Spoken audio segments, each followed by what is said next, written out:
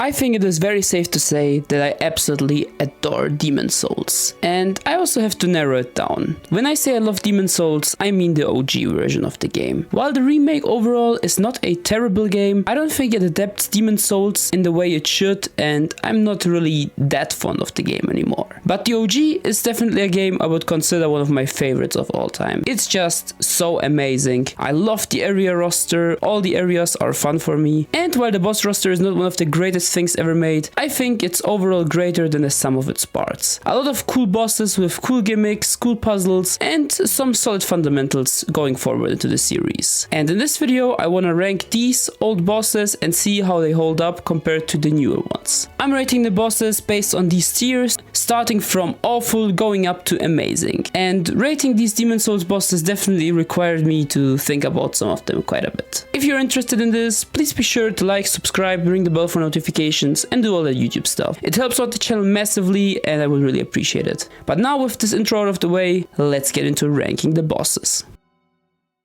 Dragon God being in last spot is probably not a surprise to anyone really. It's basically a game of red light green light or hide and seek where the player hides behind the pillars and after sneaking to one side and after that the another, you just use the two ballistas and knock him down. It's pretty boring and it's also a pretty annoying learning process because it's not always clear when he can see you. Equipping the Thieves Ring helps with this boss quite a bit, but it does make it more fun really. It's just still a slog in my opinion. I like how the Dragon God looks, and I also really like that just a breath of this mighty creature is enough to damage the player, kind of a cool detail, but besides that there is not much really to it. He is definitely the worst boss in Demon's Souls and I do not really like him. I still appreciate that he exists though, kind of cool lore wise.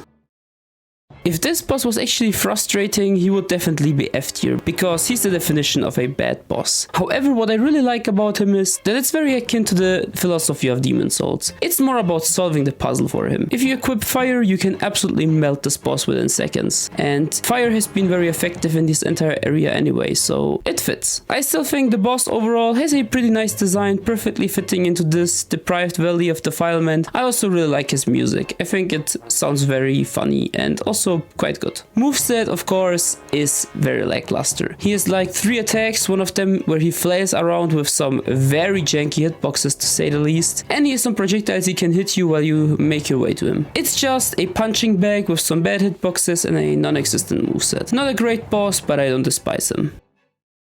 Ranking the Old Monk is surprisingly difficult for me, because I think as an idea this is insanely cool. An online player becoming the boss you have to beat in a basically single player game overall is such a cool idea. And well, Old Monk did it first. However, with online being dead, it's of course only the NPC you fight, and as I said multiple times, I'm not a big fan of NPC fights in Souls games. Sure, Old Monk has some great lore, awesome stuff with tying to Latria, and the NPC also pretty much inoffensive. He's just kinda really boring and easy. So I'm just left with a question: how do I rate this boss? It's a great concept, but with the death of the servers, I think this boss kind of died as well. In pretty much any other game, this boss would be F tier, but he's just so perfect for Demon's Souls, I kind of have to give him credit. He's around the same tier as a boss like Aldia, however, unlike Aldia, this guy definitely doesn't overstay his welcome. It's just you beating this sludge to a pulp after he's already nothing. This is Alond after messing up with his abuse of the soul arts, and yeah, I guess his punishment is quite fitting. Music is maybe a bit too intense for this encounter, but the story is fantastic. Adjudicator is certainly very reminiscent of the Tower Knight you fight earlier or potentially even after. Basically a very big target you need to knock over and go for the head. In this case however there is no head, but there is a bird you need to kill, which most likely lore-wise is the real Adjudicator just controlling this body. The best thing about this fight is just its very memorable appearance. It's just such a cool and completely unique design. In general, everything in Shrine of Storms just seems so surreal and bizarre, just doesn't really fit with the rest of the game, and that's why I love it so much. It's just so different. I think the tongue attacks he has for long range are a nice addition to his moveset, otherwise rendering him completely vulnerable to projectiles from above. However, his attacks are so comically easy to dodge that I would consider him to be like one of the easiest bosses in the series, if not the easiest. He's completely free, but overall I still think he's a pretty memorable encounter. The Phalanx is the first boss you encounter in the game after the tutorial where you most likely die to Vanguard, and I do think it's mediocre. I like that it's about figuring out that fire absolutely decimates these hoplites. You can bump them with fire bombs and use fire turpentine to absolutely annihilate this boss, and it really sets the tone for this game because this will become the pattern how to solve all the Demon Souls bosses. They all have some gimmicks that make the fights easier, and I think Phalanx does a decent job at introducing this. Otherwise, the fight requires you to control a crowd of enemies, which I also do appreciate, and I do think it's pretty memorable. The music is also quite awesome, I like it. Besides that, nothing much to say, it's mediocre, it's fine. Ah yes, the Man-Eaters. Probably one of the weirdest fights to rate in the entire game, because the issue with this fight is that it's sometimes genuinely good. When the two Man-Eaters work together, trying to kill the player by knocking you out of the arena, I think it's pretty damn good. In general, I think the arena is one of the best parts of this boss fight. It's about managing your space and being aware where you stand in relation to the Man-Eater so that you don't get knocked down. I think that's pretty damn good. I also think while their movesets are super simple and lackluster, there being two of them at once and you have to keep track of both of them makes this work really well. It's a pretty good blueprint for what would happen in the future with gang fights, and I like it for that. However, the biggest issue why this boss is sometimes bordering on the awful or bad tier is their AI, which is just horrendous. There is no other way to put it. When they just decide to fly around in the air and waste minutes sometimes, it's so annoying. I don't know what they were thinking, and the fact that they haven't fixed stuff like that in a remake makes me even less fond of that version of the game. So yeah, Man-Eaters can be good, but they can also be really bad, so I decided to place them at the bottom of the decent tier. I find the Dirty Colossus kind of funny. His music sounds completely ridiculous, it's just so weird, but it kind of fits him. This boss is just basically a golem of trash and waste, so him having this goofy OST is kind of funny, but also, as I said, very fitting. I think the moveset for him is actually quite decent. He shoots his flies that he can attach to the player doing constant damage over him that can't be burned off with the torch, which is an awesome mechanic, and he also creates spots where if you step in it you will get infected by flies, which I only figured out on this playthrough. It's some decently interesting stuff, and the fight is also quite decent, but it's also super easy, and if you don't try to engage with all the mechanics, you can just stick to the back and hack away. I decided to place him in the decent tier regardless because I kind of like him and he's just a decent fight. The Vanguard Demon is the Asylum Demon before it was cool, and I would say he's a great start to the game. He's basically this super strong brute, which looks also super weird in the OG. His design is once again super interesting, like really all Demon Souls designs, and I think he isn't too hard, but still definitely will pose a massive challenge, especially for first time Souls players. It is of course very intended to die to this boss and be sent to the Nexus. However, if you overcome him early game, you can get some extra materials and can get another very cool death where a dragon god kills you. It's super interesting, and I would probably say it's one of the best forced deaths I've seen in a game. Definitely way better than falling to your death in Elden Ring. Besides that, you can refight this boss in the Shrine of Storms, but being attacked by the Storm Beast during it definitely makes the encounter a lot more annoying, so I think this is the way to fight him. So yeah, I think he's very good at what he's supposed to do, but his moveset is nothing crazy, it's just alright. So I think a high decent tier would suit this boss quite well. Penetrator is a boss I just wasn't sure where to place. On one hand, I think he's insanely cool, has a very dope build up, or rather lack of it. Basically the fake out that you think you get to kill the fat official, but instead the Penetrator kills him. It's very memorable and a cool moment in the game. I also think his design is quite awesome, and I think he has some interesting mechanics going for him, like the fake out spin, and his flow overall still being pretty fun. However, with all that said, I also think that his moveset is just brain dead easy. He isn't much more complex than an elite enemy even by Demon Souls standards, and it's just not as crazy as a boss this late should be in my opinion. So I think overall I would probably give him a high decent tier as well. He is very close to the B tier, but he just doesn't quite make it there. But yeah, I think Penetrator is still a pretty damn good boss overall. Storm King is the spectacle fight in Demon's Souls, and I think he's quite spectacular at that. I think I prefer the OG one by quite a lot personally. The cutscene, for example, is much better paced, much better showcasing his absolute massive nature. I think he's a very cool boss. His design is absolutely amazing. This cool butterfly manta ray crossover, it's so good, and he's just such a mysterious creature. I mentioned it before, but everything related to the Shrine of Storms is just so different and bizarre. I love it a lot. And this guy is basically the embodiment of it. You have been shot by the storm beasts throughout the entire level, and now you basically fight the source of it, or like their mother. It's so cool, and I think this boss definitely achieved the spectacle quite well. Yes, it's the first Storm Ruler type fight, so something akin to later Yorm or Rykard, and it's not as good as those mechanics wise, but I think spectacle wise I might even prefer it to Yorm. It's just very surreal and I love it. It's so memorable. His music is also quite bizarre and I do like it. It grew on me a lot. It's all just so weird. This fight is just weird and I love it for it. So yeah, while this boss is mechanically pretty much nothing besides hiding behind cover, I think his spectacle and lore and intrigue still outweighs all the lacking mechanics, deciding me to place him as a pretty low B tier.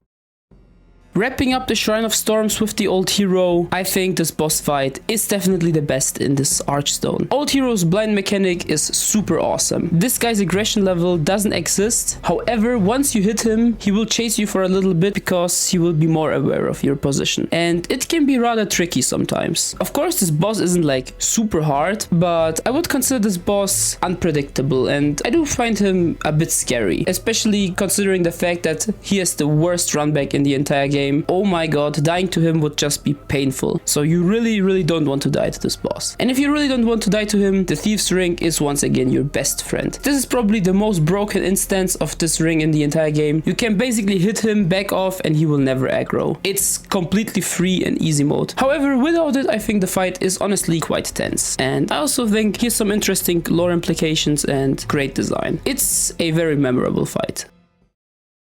The Armor Spider is enjoyable for similar reasons as the Old Hero. I think it's just a very cool gimmick boss. Basically, you're in this very tight hallway where you have to dodge projectiles trying to reach this Armor Spider. And honestly, they have very deceptive speeds. Especially the slow fireball absolutely trips me out, especially in the OG version of the game. They are way slower than you think and confuse you. And I like it quite a lot. Once you get hit by Cobweb, you can't roll and basically have to get hit to disappear, which encourages you to block the next attack. I really like stuff like this. And once you reach the spider, of course, it's not super complicated. The spider has like 2 attacks and they are super easy to dodge. And after a short while, the spider will reset the fight, forcing you to run back to the hallway and you start the cycle again. I think it's pretty dope, pretty memorable, pretty creative, and I also think the spider looks super cool, awesome design, and the music is of course super awesome. Very dope track in the OG. Overall, I enjoy this boss quite a bit and I think it's just pretty nice.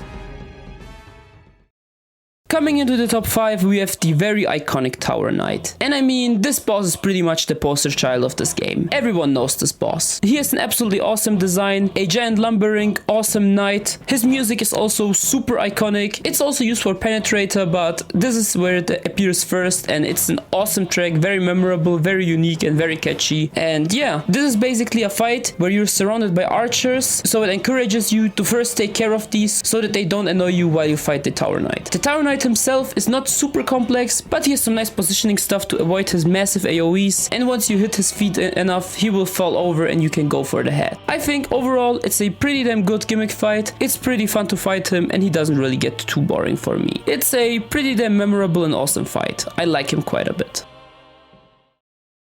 Seeing the Fool's Idol this high might be surprising for some, but in my opinion, it's maybe one of the most underrated bosses in the entire series. Because this boss is, in my opinion, the best puzzle boss in the series by far. And the main reason for that is the insane replayability this boss has. The thing is, for puzzle bosses like the monkeys and Sekiro, they are pretty damn awesome on your first playthrough, but basically have 0 replay value. This is not the case for Fool's Idol. Fool's Idol always teleports to different positions and always acts differently, and you always have to memorize memorize where she places the seals on the ground that stun you because they are not always in the same positions. It's a very interesting fight and it's just super fun to do and figure out how to do it efficiently. Super memorable in every way. I think the lore is also super good and I think this boss fight was built up pretty well too. What I really also need to highlight is this awesome gimmick that if you kill this boss without killing the Dragling guy who resummons her, you have to fight the boss again. This is such a cool and awesome gimmick, basically tying the boss to the area, and I really wish From Software experimented more with this in the future because I think gimmicks like this are insanely cool, insanely memorable, and I just really love it. So yeah, I think the Fool's Idol is an absolutely dope boss and honestly quite underrated. After the best puzzle fight, we talk about one of the most emotional moments in the series. First off, Maiden Astrea's OST is absolutely incredible. Everyone knows this, it's so good, and it's definitely one of my favorites in the series too. I mean, this is probably one of the most iconic bosses in Demon's Souls, so everyone already knows why I love it. It's the pivotal moment in the story where you come face to face with an archdemon, basically the big bads of every level. However, this time it's not like a massive creature or some monster, it's just a pure maiden who tries to ease the pain of the residents of this Valley of Defilement. Sure, there is a lot of ambiguity left with whether she's taking their souls for her profit and all that, and we can't really tell. However, we can objectively tell that the deprived ones suffer less because of her, and that is undeniably a good act. And we come in killing two pretty important royal people who distance themselves from the corrupt church, and we just murder them in cold blood. Of course, this poses the question, are we really the demons? Are they the demons? It adds a lot of shades of grey to the Demon's Souls story, and that's why I love it so much. I think the fight is just symbolically and thematically so incredibly important to Demon's Souls that I couldn't imagine the game being as good without it. False King Allant is the first proper humanoid or knight type boss in the series, and I think he built a pretty good foundation for the future. He has some very awesome attacks for directional rolling with his wind projectiles, and overall some pretty damn nice combos. He also has this incredibly cool and creative move where he basically sucks a soul level out of you. People would go completely crazy if stuff like this was in Elden Ring. They would call it unfair and that it breaks the game's rules, but I personally just love it. I think it's so cool that From Software had creative gimmicks like this, and I would really love to see something like this again, but I think I'm probably in the minority with this. In general, I think his attacks are pretty damn good, and yeah, there's nothing much to say, he's just pretty damn good. What prevents me from putting him into the great tier, however, is some of his jank, which he has some weird animation cancellings that are pretty annoying. However, he is very high B, he's very close to the A tier. His story is absolutely amazing and one of the most important parts of the game. The cutscene where he overlooks the ruins of his kingdom goes so hard, and his music with the organ is super good. Overall, it's a very good boss, but not quite great, because that tier is only reserved for the best boss of this game. Alright, before I get into it, yeah, Flame Lurker is of course not immune to the jank. Even this boss has some jank and I will not deny it. However, this boss also has one of the coolest designs in the entire game, and it's so much better than the Bluepoint one, it's crazy. The music also works perfectly for this fight. It's just this very low-key and subtle track for this encounter between a beast and a man slaying the beast. It's very cool. I love his mechanics, basically that the two-handed AoE cannot be iframed while the one-handed one can, and the strafing game and positioning game in this fight is pretty damn good. However, what really makes me love this boss the most out of all Demon's Souls bosses is the insane aggression level in the final part of this fight. It's crazy how a boss with like 5 moves or something is one of the most intense bosses in the series for me. He chases the player down and never lets go. It's absolutely brutal and I love it. It's also quite stressful because of said Demon's Souls dungeon crawler design, where boss fights are not really the encounter of the level, but just a encounter at the end. But Flame Lurker definitely is the hardest part of this level, so dying to him would be extra painful. I think it's a very good boss overall and a solid fundament for some awesome beast bosses in the future. However, it's definitely my favorite boss in Demon's Souls. He's pretty damn good. And this was Demon's Souls. Yeah, maybe you think I'm not that big of a fan of the game because the highest boss was only like a low grade tier. However, I think the bosses are still a pretty fun and memorable part of this game. The best thing about Demon's Souls, of course, is the levels. And these are some of the best in the series. They have so many all-timers here, it's awesome. I absolutely adore Demon's Souls for it. The atmosphere is only second to Bloodborne, and this game is just so immersive, unique, experimental, and cool. I absolutely love it. that. I will definitely make a Demon's Souls retrospective talking about all the cool stuff and some of the issues that would later get resolved in a series in the future, so please stay tuned for that. Besides that, thank you so much for watching the video. Please tell me in the comments if you disagree or agree with some of my takes, and I would be really interested to read some Demon's Souls discourse. It's an amazing game. Once again, thank you so much. My next video will be ranking the bosses of Nine Souls, so I hope you will be there for that. And until then, bye!